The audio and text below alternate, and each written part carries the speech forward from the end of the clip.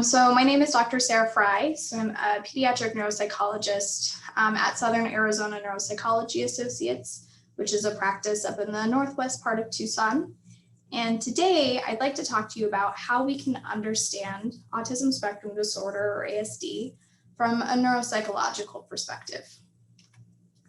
So as far as a little bit of background on myself, so I'm a licensed psychologist here in Arizona.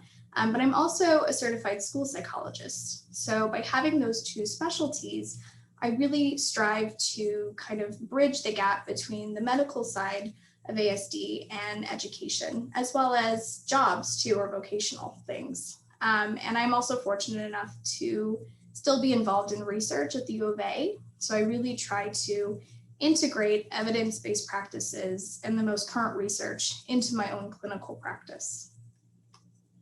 So first, to start out, what exactly is neuropsychology, right?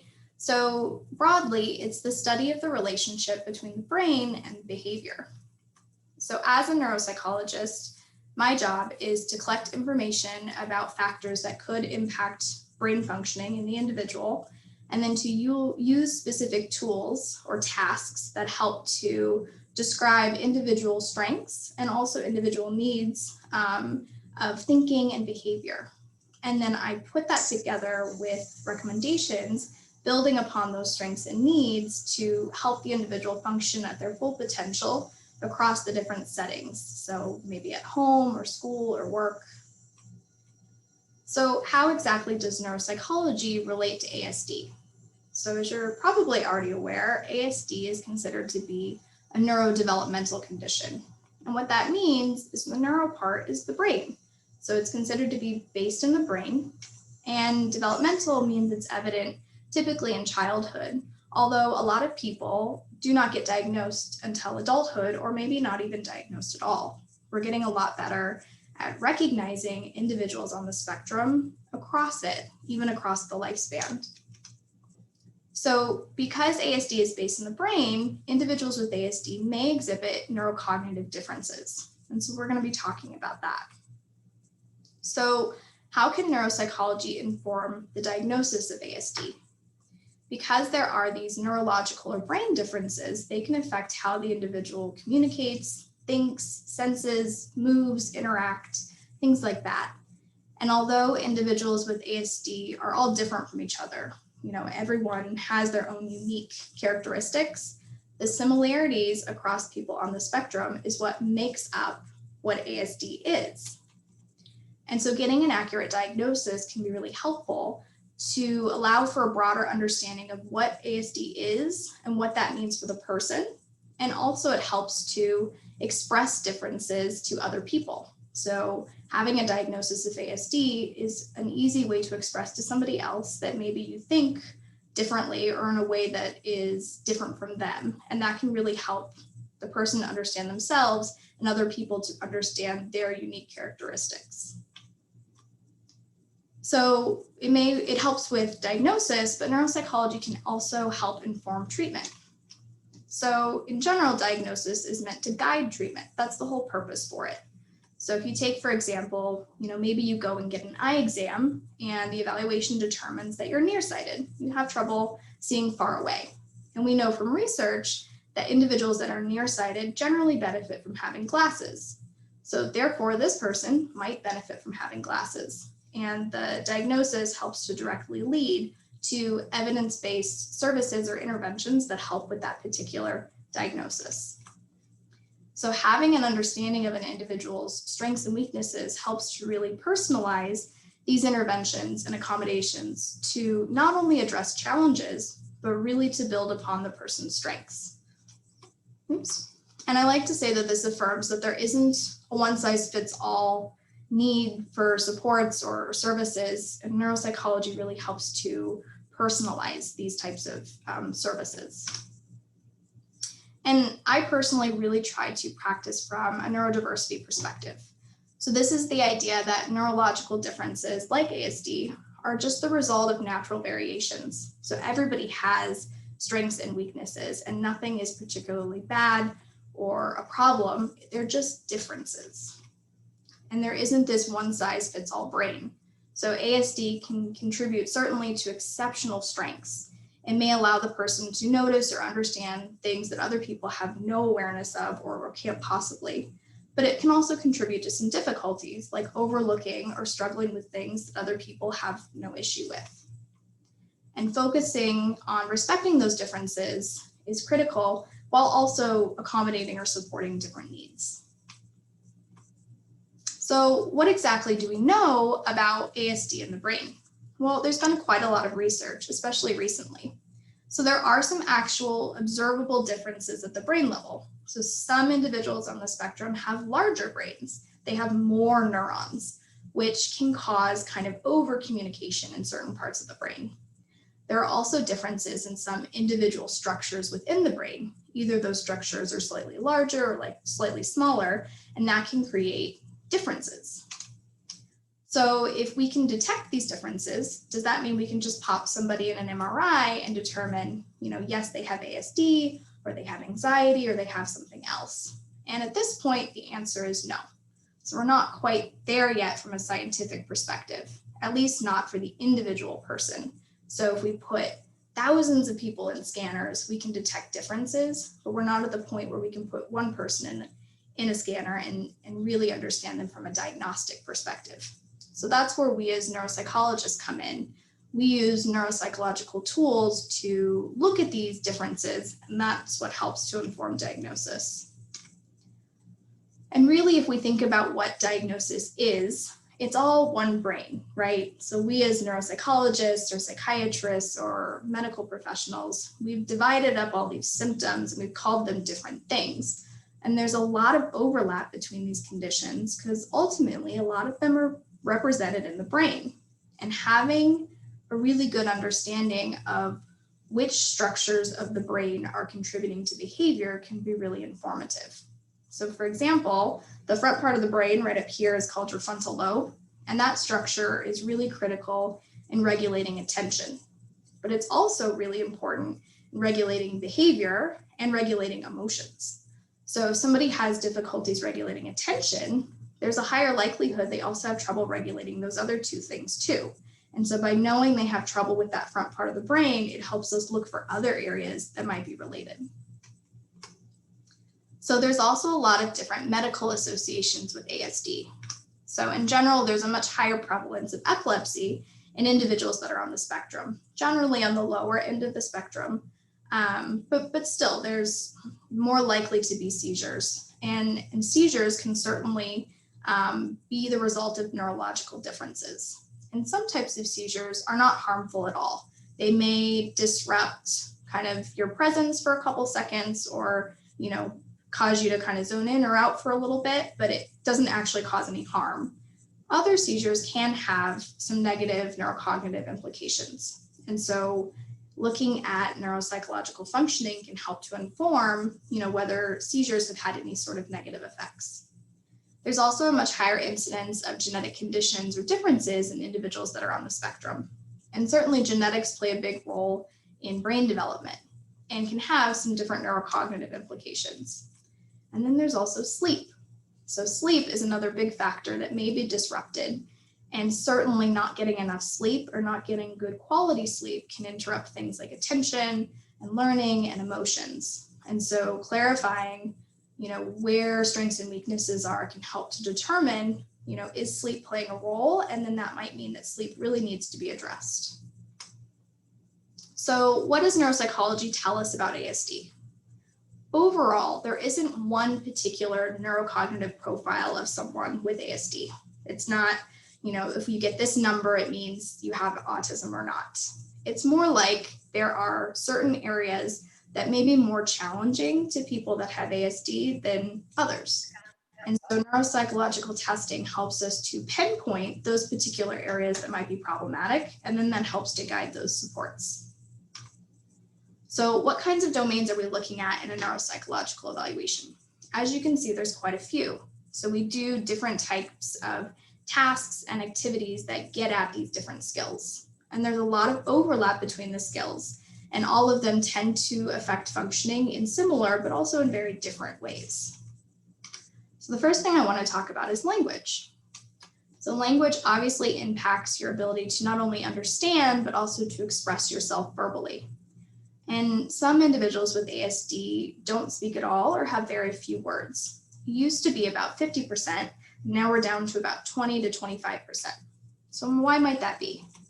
Part of it is we're just getting better at identifying milder forms of ASD. So it's a spectrum and everybody falls somewhere on the spectrum, and some skills may be stronger or weaker than others.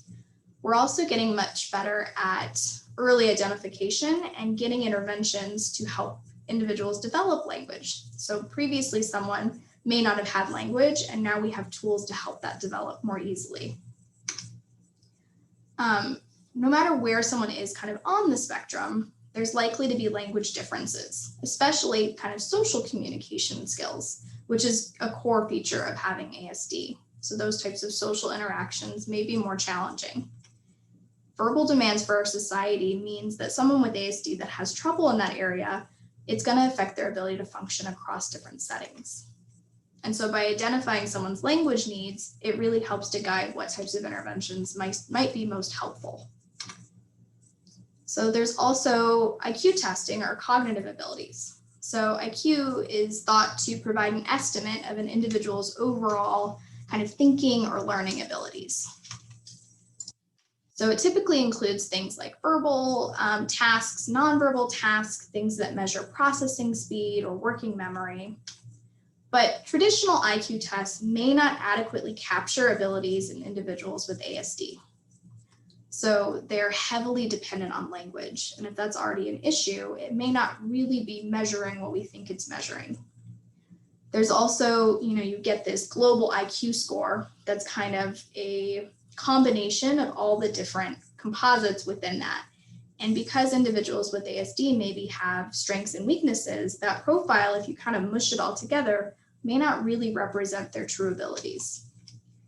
And it doesn't really assess all types of skills. So someone with ASD could have incredible abilities. Maybe that's an exceptional memory or really talented with regard to music or arts or mechanical abilities.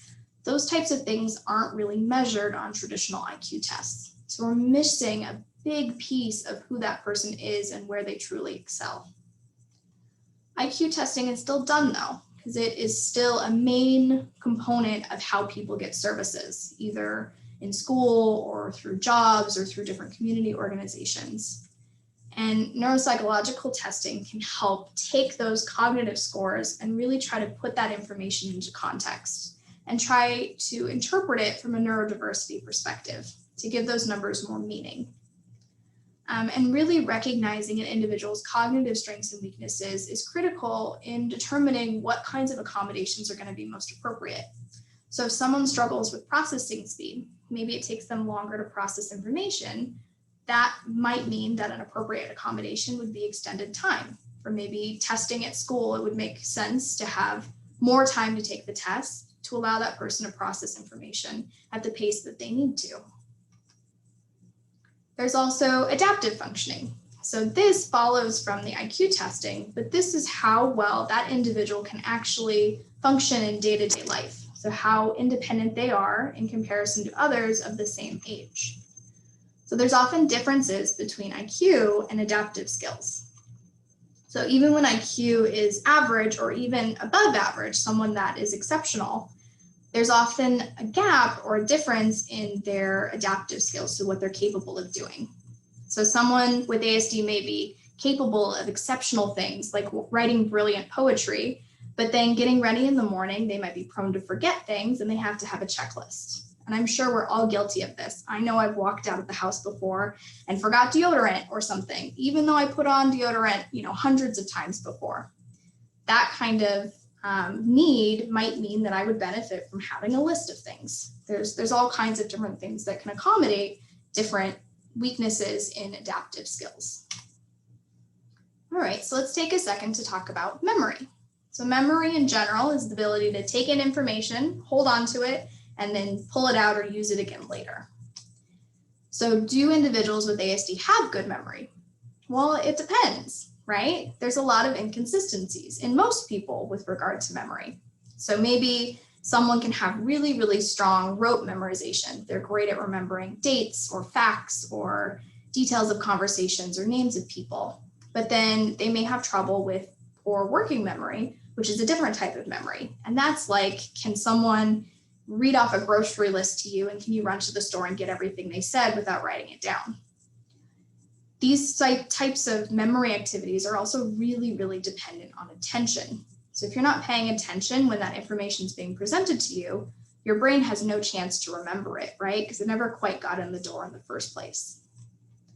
So for a child, maybe they're excellent at remembering information about their interests. They know everything under the sun, no pun intended, for astronomy, but then they can't remember that they were told to take out the trash unless mom or dad tells them 1,000 times. Those kinds of differences in memory and being aware of them can really help to determine what kinds of accommodations would be most helpful.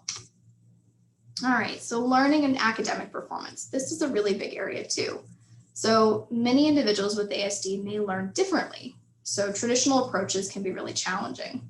In fact, an estimated 25 to up to 75% of individuals on the spectrum may have a learning disability or at least a learning difference. There's also a lot of variability in skills. So some people have what's called hyperlexia, which means they were able to learn to read at maybe age 3 or 4 or 5 without maybe formal instruction, and they're incredible at recognizing and reading words. Or some individuals are gifted, or what's called twice exceptionality. They have ASD, but they're also gifted. And they may, let's say, excel in mathematics, but then maybe language arts isn't as strong. And there's, that variability. And that's going to mean that the person has different needs than somebody that's just kind of adequate across all the different academic areas. And there can also be a lot of challenges just with the learning environment itself. Sitting in a crowded classroom creates a lot of distractions. Maybe there's overwhelming sensory information that makes it hard to learn. And there's a lot of social demands in that type of environment too. Your teacher speaking to you, you have to ask a question and raise your hand and do that interaction, and those types of things can also make learning more challenging. So having a good understanding of learning differences can really help guide school-based supports. So things like, maybe an IEP or a 504 plan is needed. Attention. So this is a big one too, and I want to just clarify this a little bit. So inattention is not a shortage of attention. It's not an all or nothing thing. It's not that you can pay attention or you can't. It's how well can you regulate your attention. So do you have the capacity to pay attention to what you're supposed to be and kind of ignore everything else? In general, individuals on the spectrum tend to have an interest-based system. So they can zone in on things that are engaging or hyper-focus, but then maybe it's more challenging to focus on things that aren't super engaging. And there's lots of different types of attention too. So somebody that has attention difficulties may struggle with one or all the different types of attention. And getting clarity around that is an important component in guiding what types of things would be most helpful. So in general, problems with attention regulation are really, really common. So about half of people that have an ASD diagnosis also qualify for having ADHD, which is really, that's a high percentage. And attention is important because it underlies really all other cognitive functions. As I mentioned with memory, if you're not able to focus, you're not able to remember things. And it's like that with a lot of the other areas too. So neuropsychological testing can help objectively measure how well someone regulates their attention, as well as subjectively. So like filling out questionnaires or answering questions about what their attention skills look like in day-to-day life. And that brings us to executive functioning, which is essentially just a fancy word that addresses kind of how well someone regulates, controls, and manages different thoughts and actions. So things like being able to be flexible, adjust to change, being able to kind of control emotions, regulate how one's feeling or reacting to things. Also really important tasks like organizing and planning ahead. All of these things are executive functions. And this is typically an area of weakness. And it's important to note that these types of functions are regulated by the same part of the brain as attention. So those two things are really intertwined. There's also motor skills. So motor skills can mean like small movements like handwriting or buttoning something, or big movements like running and jumping and playing. And in general, there's a higher prevalence of difficulties with coordinating motor skills in individuals with ASD. So this might look like delays early in childhood, like learning how to crawl or walk. And it can range from being kind of clumsy to actually having a disorder of movement, something like dyspraxia.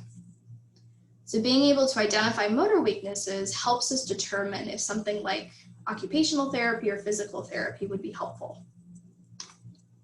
And then there's sensory difficulties. So as I'm sure most of you know, that ASD is often associated with differences in how someone both processes and experiences different sensory information. So this can look like, sensory being too intense or not intense enough. And it can cause someone to kind of avoid sensory information or actually seek it out in certain ways.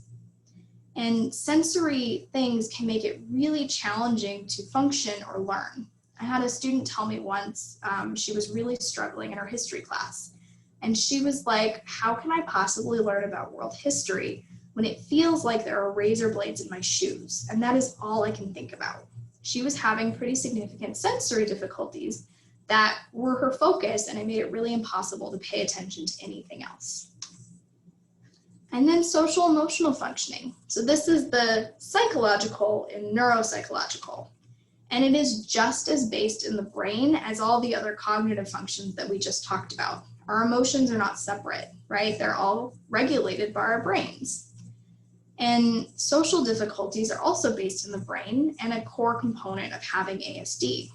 And in my opinion, it's not necessarily that social skills are a deficit.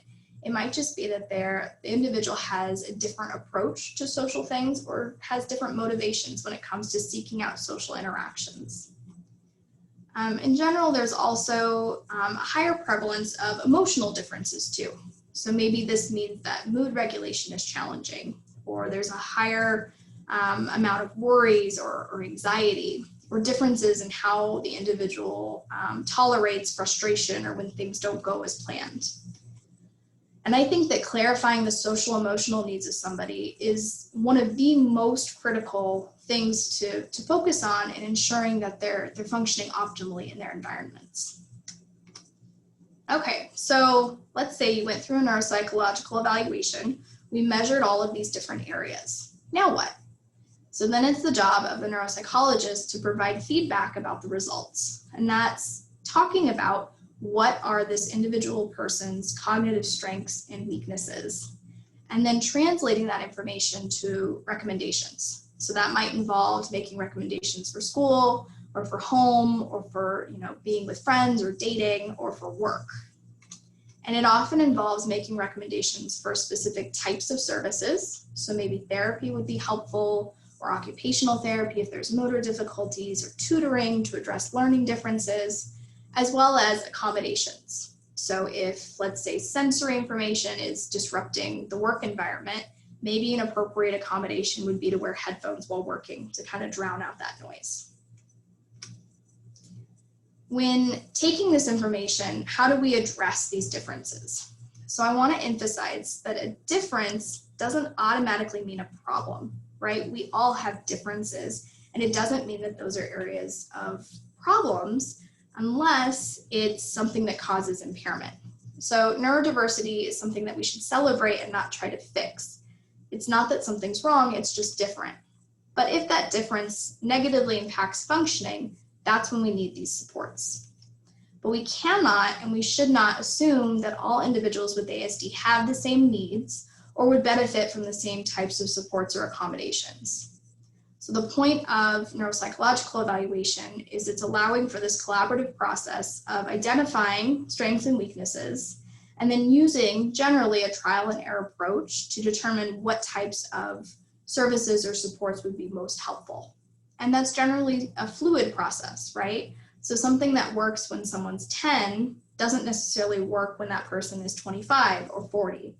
And so having this information about their strengths and weaknesses helps tailor those accommodations and services in the moment with the recognition that things might change over time. Okay, so what are some appropriate interventions or supports? Again, this is not a one-size-fits-all model, right? Generally, there are recommendations for environmental accommodations. So you don't necessarily need to change the person, you just have to change the environment. So if attention is a concern, maybe being able to take exams or tests or something in a quiet room would address that issue. And we're not asking the person to focus better, we're giving them an environment that allows them the opportunity to better regulate those attention skills. There's also encouragement for developing compensatory strategies. So neuropsych testing can help identify the barriers. So maybe working memory is an issue. And then that helps to determine what strategies would be best to kind of bypass that weakness. So if you have trouble with working memory, maybe you should try to write everything down. And that way you don't have to rely on your memory for that. You've got it right there in front of you that you can reference. And these types of interventions and compensatory strategies, of course, should always be based on strengths and needs. So if visual memory is someone's strength, then you should absolutely incorporate that as much as you can to really build upon that strength to then address whatever the need or the weakness is. We can also approach this from a therapeutic standpoint. So my job as a neuropsychologist is to make recommendations based on the neuropsych findings and guide interventions from a brain perspective. And then a therapist takes that information and incorporates it from a therapeutic perspective. Okay, so how does all this information really inform how we communicate diagnoses and how we advocate for needs? So, for example, if it's a child getting a diagnosis for the first time, or when you're, as an individual, you get a diagnosis and you need to communicate that to your work or to school or whoever, I always recommend leading with strengths. So using this information to really communicate the unique characteristics that that person excels in, right? This is where they do well. And then use that to point out the areas in which support might be needed. So these are the things that I need help with. And then you work with the person or the organization or whatever to collaborate on ways in which these different strengths and weaknesses can be addressed to ensure that you're able to function really at your full potential. And I think it's important to also recognize and celebrate these differences. Everybody, with ASD or not, has different strengths and weaknesses. And ASD is just another way to describe, a different way of thinking or approaching the world. And ultimately, if we didn't have people with different styles of thinking, we couldn't solve difficult problems, right? It takes those unique perspectives to address issues that maybe nobody else was able to come up with solutions to. Okay, so with the diagnosis, an important question that usually comes up is ASD a disability? Let's first take a step back and talk about what a disability means. So it's a social construct, right? It's something that we made up and that we define as a society. And as a society, we've defined it as to be disabled means that society is not designed to meet the specific needs of that particular individual. So individuals with ASD have a right to equally access the environment compared to individuals that do not have ASD. So if a society is built that doesn't recognize their needs, they're entitled to have those needs met. And that may require accommodations. And in a lot of cases, these types of accommodations are guaranteed by law. So maybe that's in a school setting. And it's important to recognize that this can mean from elementary school all the way up through college, and also needs in the workplace. And I want to end just with a quote that I really like that I think fits really well with neuropsychology. And it's to say that everybody is a genius. But if you judge a fish by its ability to climb a tree, it will live its whole life believing that it's stupid, right?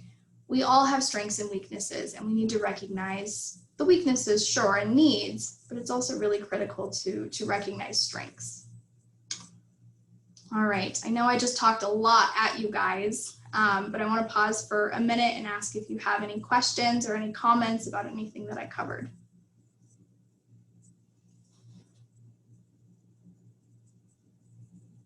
And it might be easier to chime in on chat too, so feel free to use that function. I've got it up.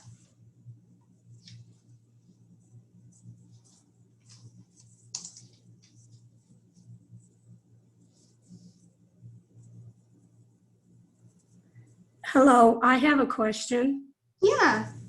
I have, my son is 35 and he was just recently diagnosed of being on the spectrum. Yeah. And we did go through a psychologist to do this. Yeah. Would it be beneficial for him to do a neuropsychological evaluation to assist with maybe support he's requiring for work placement? Because right now he's definitely underemployed Yeah.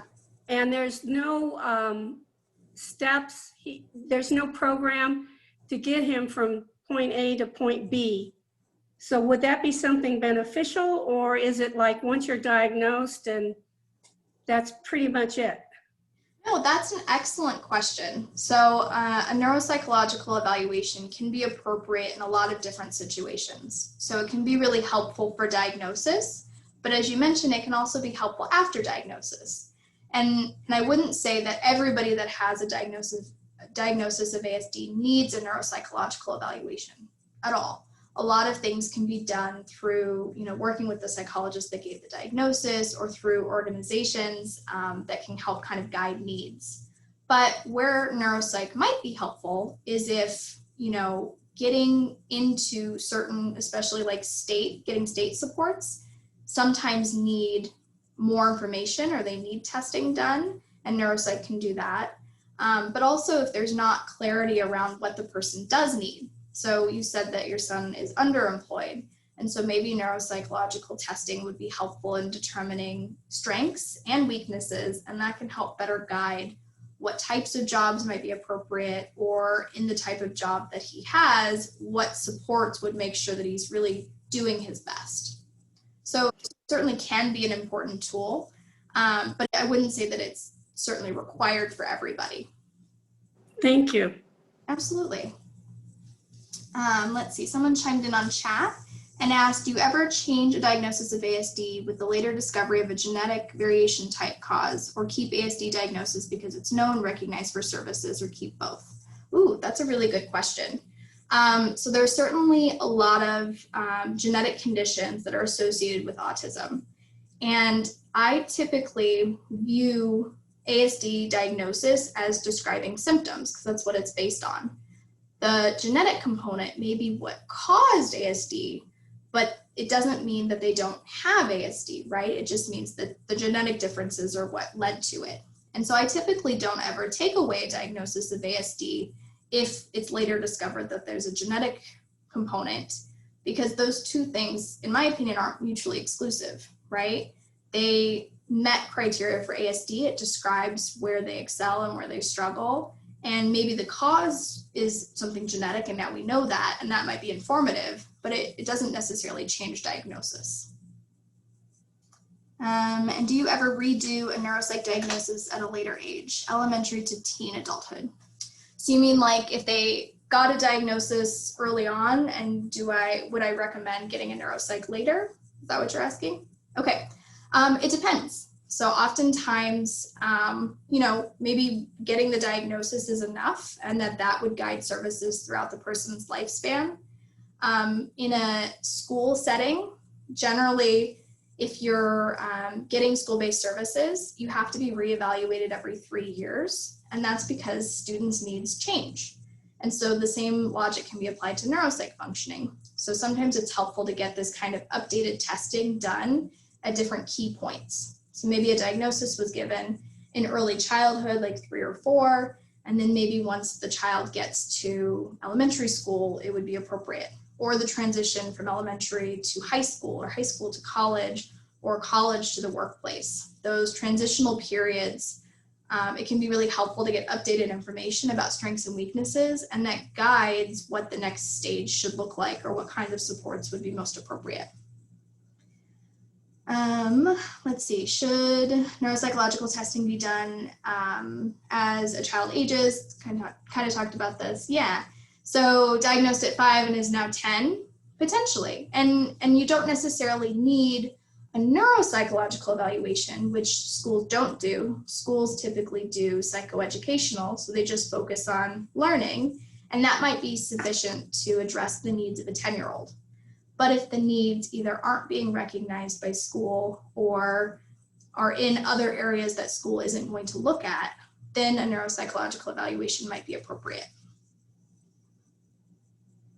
Did I answer those questions? Did you guys have any additional questions about those or anything else?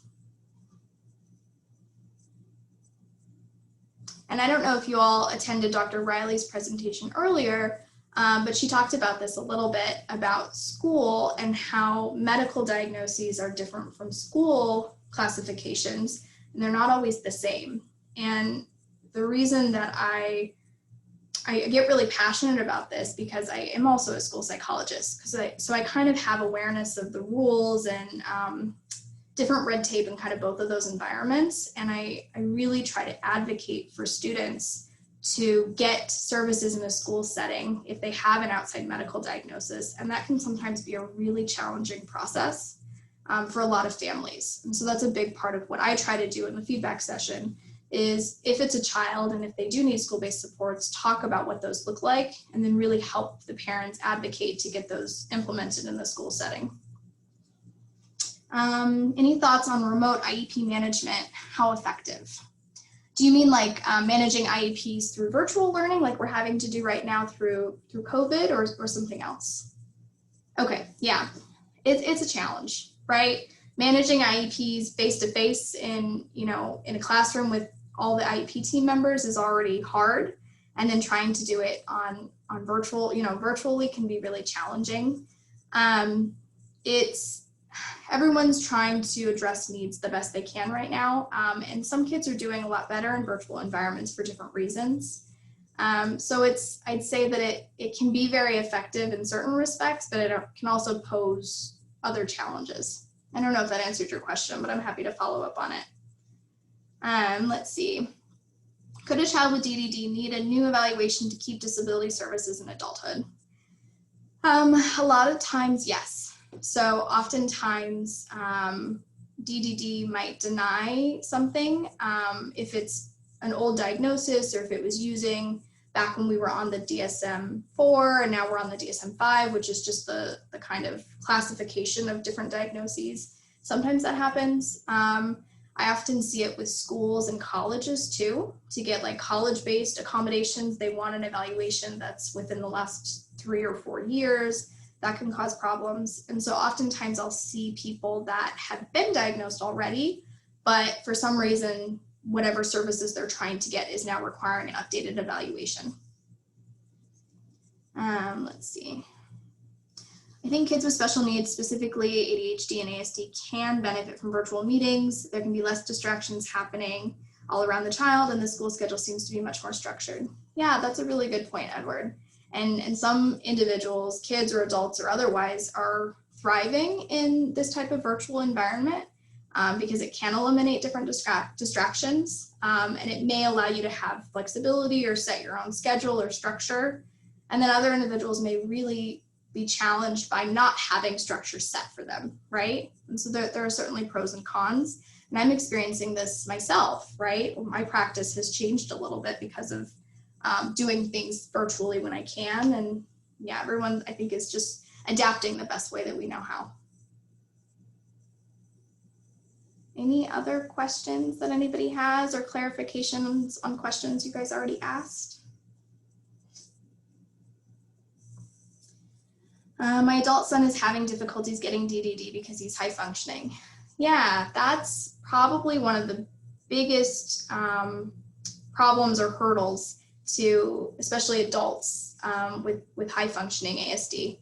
And neuropsych can certainly be helpful in that, but I'm not saying that you can't get these same supports elsewhere. But what I try to do from my perspective as a clinician is clarifying neuropsychological functioning, right? So looking at all those different domains, and that can really reveal weaknesses that aren't apparent just by talking to the person, right? And that can help DDD recognize, okay, this individual does have needs. This is where they are. This is what they look like.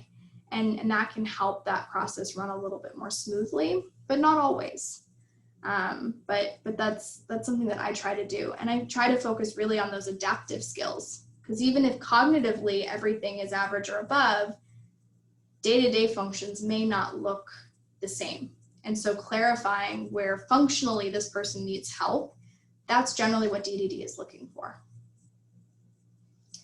Any suggestions? Yeah, so I would definitely talk to DDD and see why there was a denial, and perhaps at that point getting further evaluation that's more specific and helps to really clarify needs would be helpful in demonstrating that DDD services are needed and are appropriate.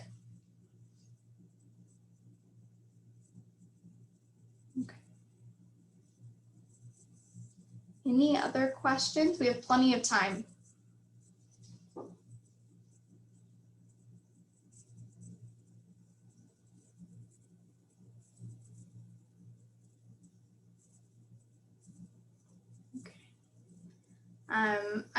If anybody is interested in getting a neuropsychological evaluation for themselves or for their children or family members, I obviously work for a particular practice. So I work at Southern Arizona Neuropsychology Associates, but there are other neuropsychologists in town too.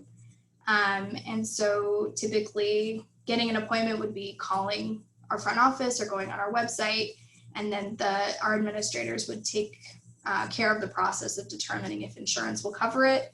My work does take insurance. These types of evaluations can be pretty pricey, and so having insurance cover them is typically pretty helpful. So they'll take care of that process for you, and then talk to you about scheduling and what the day looks like. It's typically all done in one day. So we do an interview in the morning, and then we do all the testing together throughout the day. And then a couple weeks, usually 2 weeks later, is when we would meet again, and I've been doing that all virtually lately because of COVID, and we go over all of the results of the evaluation, and then that's where we really talk through recommendations at that point. Someone asked, we were trying to get a functional behavioral assessment before COVID. Now the school says they will only use in-person observations to consider this, so everything is on hold for my son. Yeah, that's tough. So COVID has obviously caused a lot of complications, but it hasn't changed the laws around things, right? And so schools are going to have to adapt and do evaluations to satisfy what the law says is that we need to be identifying student needs and meeting those needs. And so it's a challenge, but working with the school to identify what can be done. And the answer that we can't do anything right now, I don't think is acceptable. But we can kind of talk through that process in more detail if I can answer your specific questions about that. And you asked, results are in approximately 2 weeks. Yeah, typically that's the turnaround, but individually, if there are timelines for certain things, then that can be somewhat flexible. I feel like 504s and IEPs are being ignored during this time. Yeah, unfortunately, I've seen a lot of that as well. And that's a huge problem. And I know schools are doing the best that they can, but that isn't an excuse to not meet the needs of students. But it's certainly a problem right now. Are people experiencing bias and discrimination related to ASD? Do you ever see discrimination or bias for an ASD diagnosis as a reason to stick to other diagnoses instead for high functioning, like genetic cause, or when parents use other diagnoses? Ooh, good question. There's certainly stigma with any diagnosis. I think that we as a society are getting a lot better at recognizing differences in neurodiversity, and that's hopefully removing some of the stigmas, but it certainly happens. So I've talked to families about what it means to get a diagnosis, and ultimately that's your private health information. So you can choose to disclose or not disclose that information with whoever you want. And that puts the power in the individual. It's their information to share or not share. And that can help kind of reduce stigma or worry about stigma. But I never use that to not give a diagnosis. I think the more information you have, the more you can make informed decisions. And so it wouldn't affect me giving a diagnosis, but I do tell the person that what they do with that diagnosis is completely up to them. Used for applications and certain things. Yeah, so that kind of is what I was mentioning as far as disclosing or not disclosing. And you don't have to disclose your diagnosis of anything to a work or a school or whatever. You don't have to say that you have ASD when applying for a job or anything like that in order to get accommodations. You can ask for accommodations and disclose a diagnosis at any time. And I want to make that really clear because some people get worried about it, that they feel like they have to tell an employer beforehand, and that's just not the case. Let's see, any recommendations for teaching your child, teen about their diagnoses? So I had a slide a little bit that touched on that a little bit, but I really like to take a strengths-based approach. So talk about ways in which, because of this diagnosis, they excel in, all of these different areas, and focus on that, and then talk about needs. And it can be really helpful to talk through what's hard for you, like asking your child, what's hard for you? School's hard, or math is hard, or whatever. And using that to have the conversation. Well, the reason that those things might be hard is because you have something called autism spectrum disorder. And that means that you think differently, or you approach the world differently. And that means that you're good at these really great things, but that contributes to why you struggle with this area. And now that we know this, we can help you get supports to make that a little bit easier. Just kind of how I approach things. Let's see, anything you want to disclose, anything that you disclose can be protected against discrimination. Or everything that you disclose can be protected against discrimination. What do you mean by that? Were you just adding to the conversation, or did you have a specific question about protections? Oh, okay, perfect. Yes, exactly. Okay. Any other questions for me? And thank you guys for the conversation. The questions you're asking are really, really important ones. And I don't have all the answers to them, but I encourage you all, if you have additional questions that we don't get to discuss or you want to ask me privately, to just shoot me an email.